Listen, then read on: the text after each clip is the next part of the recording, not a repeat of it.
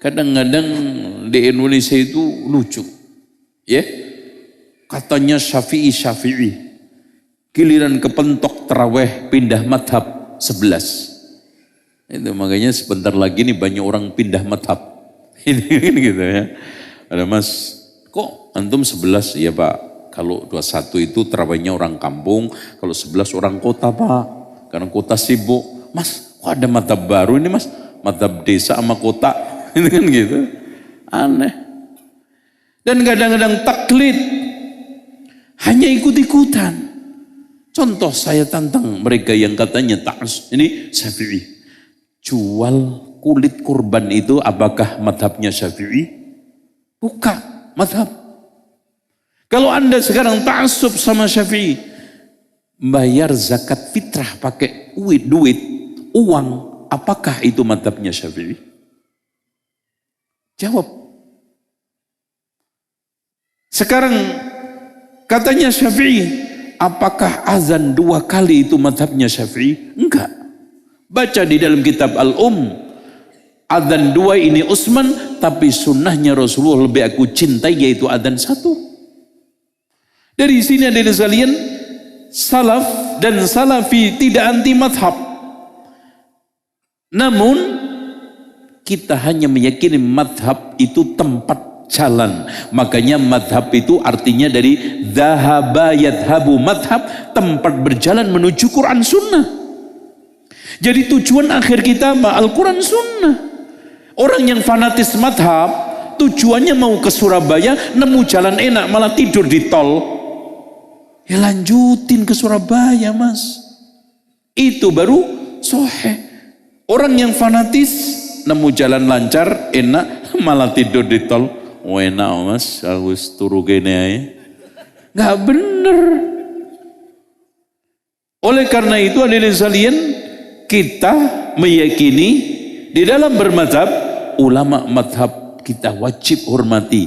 Kesalahannya tidak wajib kita ikutin. Dan ahakku ayyuttaba, kebenaran yang berhak untuk diikutin. Tapi ulamanya kita hormati tetap. Itu namanya apa? Itu namanya bermadhab. Tapi kalau sekarang pokoknya mati urip Syafi'i. Dah gimana? Bener salah Syafi'i. Ini namanya ta'assub madhab.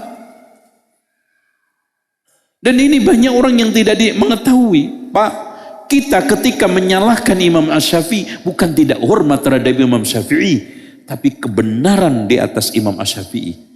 Jangankan dilawankan dengan ucapan Imam Asy-Syafi'i, Imam Ahmad.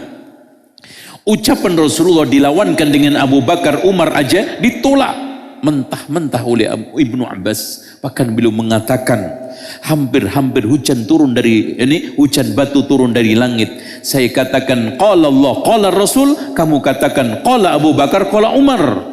Kalau ucapan Rasulullah dibenturkan dengan ucapan Abu Bakar, Umar, tidak boleh, apalagi dengan orang yang di bawah Abu Bakar. Yang terjadi itu, makanya sering saya katakan, madhab itu jalan. Kalau antum sudah bisa bikin jalan sendiri, silakan, nggak bermadhab. Silakan. Mas, saya nggak mau bermadhab. Ya silakan, karena antum sudah punya jalan sendiri. Kalau antum nggak punya jalan, terus nggak mau ikut jalan yang ada, ayo. Lewat mana? Belakang rumah orang, namun di kemplang orang itu. Disinilah inti daripada kita itu beragama. Jadi ulama-ulama yang ada, kata Imam Malik, kullun yu'khadhu wa yutruk min qawlihi illa sahibu hadzal qabr.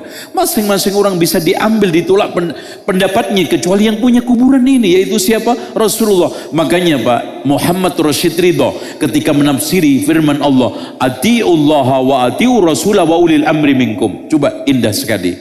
Kenapa ketika Allah mengucapkan Allah atiu, Rasul diulangi lagi atiu, dan ketika ulil amri tidak mengulangi atiu. Kenapa? Atiullaha, mentaati Allah itu mutlak, mentaati Rasul mutlak, mentaati ulil amri dalam masalah dunia umara, dalam masalah agama ulama tergantung. Kalau dalam rangka mentaati Allah dan Rasulnya, sami'na wa ta'na. Kalau di dalam rangka untuk memaksiati Allah dan Rasulnya, la ta'ata wa la sam'ah. Itu. Jahil, bodoh. Kebodohan ini Pak, sumber biang munculnya kebid'ahan. Karena gini, orang itu kalau bodoh, ngarang beragamanya, ngarang ibadahnya. Ngarang, mau apa? Dasarnya bodoh. Akhirnya apa? Sholat ngarang, puasa ngarang. Terus apa lagi? Zakat ngarang, ibadah aja ngarang. Ketika dikarang muncul apa? Kebid'ahan.